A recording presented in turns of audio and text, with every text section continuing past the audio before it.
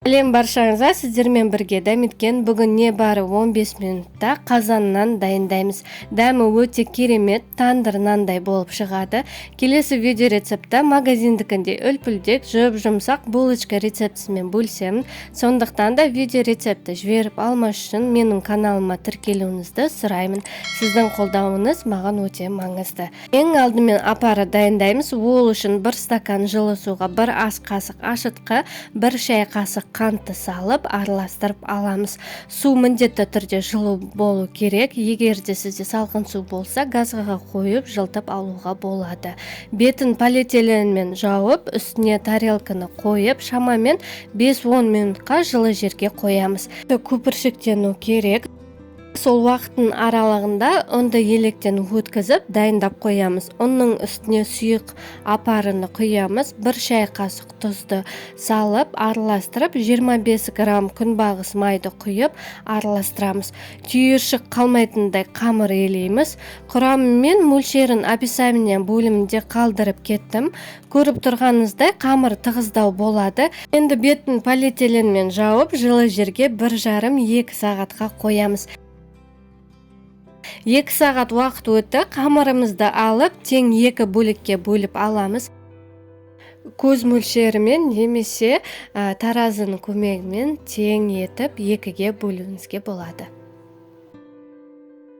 Қамырымызды видеодағыдай дөңгелек формаға келтіріп аламыз. Бетін салафанмен жауып, тағы да 10 минут кішкене көтерілгенше дейін қалдырамыз. Сол уақыттың аралығында қазанымызды қыздырып дайындайтын боламыз. Газдың отын жағып, қазанымызды қоямыз. Екінші камфорканы отын жағып, жай отқа қойып, үстіне қазанның қақпағын қоямыз. Қазанның ішіне 1 уыс тұзды себеміз.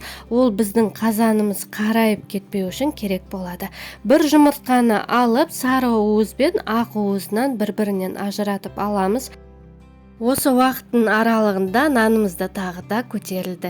Енді қамырды алып, ортасын баса отырып, тандыр нанның формасын келтіреміз.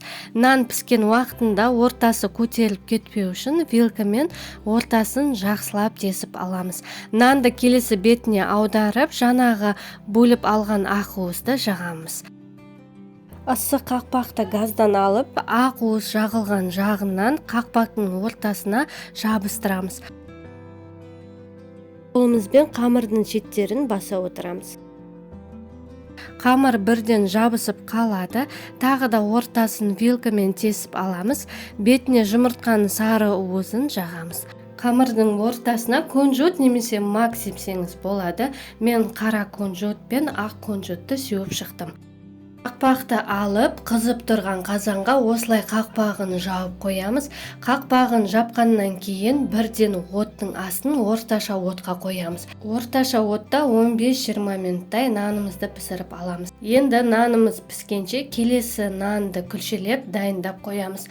Сұрақтарыңыз болса, видеоның астында комментарий бөлімінде жаза кетіңіздер. Және де каналыма тіркеліп қоюыңызды сұраймын. 15-20 минут уақыт өтті, нанымыз қызарып, әдемі болып шықты. Пышақтың көмегімен нанды аламыз. Қақпақты жуып, отта қыздырып аламыз. Қамырға ақ уызды жағып, ысып тұрған қазанның қақпағына ақ уыз жағылған жағынан жабыстырамыз.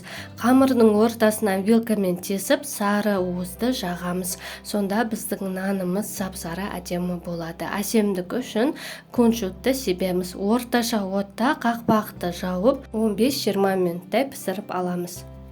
Мінеке біздің нанымыз пісіп шықты. Менің жақындарыма өте қатты ұнады.